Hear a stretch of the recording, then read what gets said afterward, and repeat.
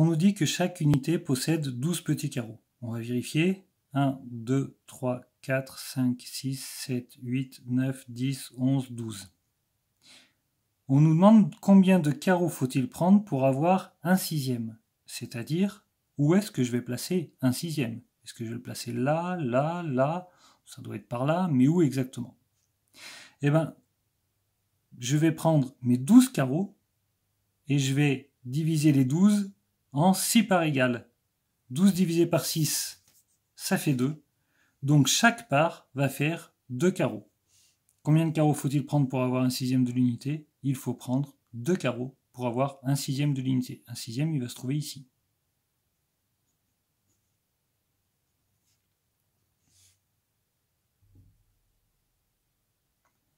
Même question pour un quart, un tiers, un demi.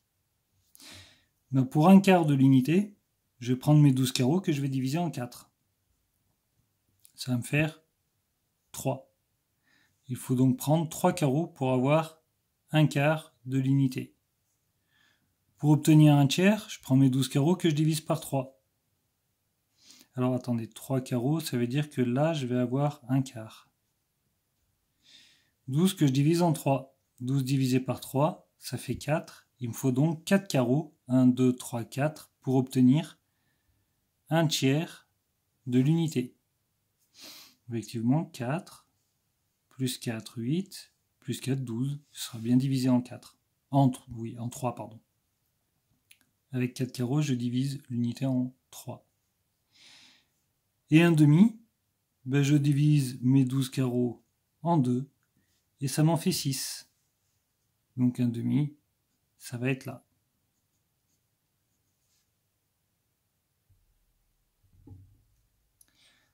Alors pour éviter de faire 3 phrases, il faut prendre 3 carreaux pour obtenir un quart de l'unité, il faut prendre 4 carreaux pour obtenir un tiers de l'unité, puis encore une dernière phrase.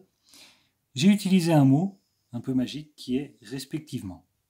Respectivement, ça veut dire que je vais respecter l'ordre dans lequel c'est énoncé.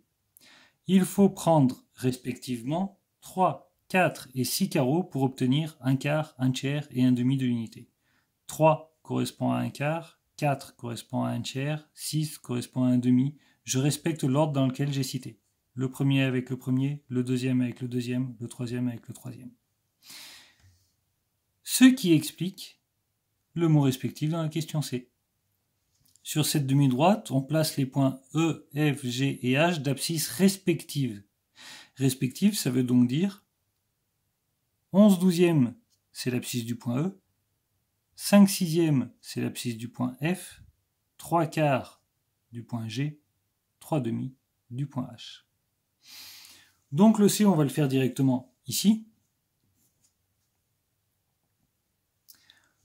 11 douzièmes. Ah bah, c'est facile. 1, c'est 12 douzièmes. Donc 11 douzièmes, c'est là. Juste un douzième avant.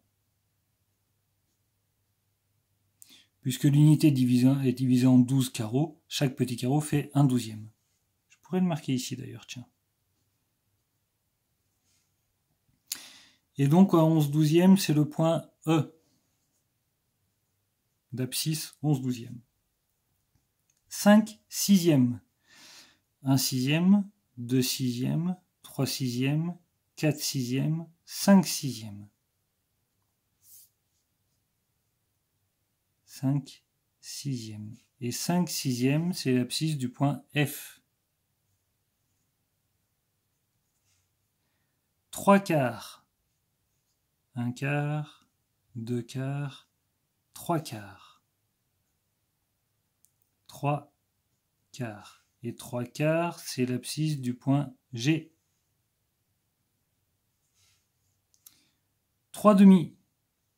1 demi, 2 demi, 3 demi. Voilà, il faut que je compte là. 1, 2, 3, 4, 5, 6. Ok. 3 demi. Et 3 demi, c'est l'abscisse du point H.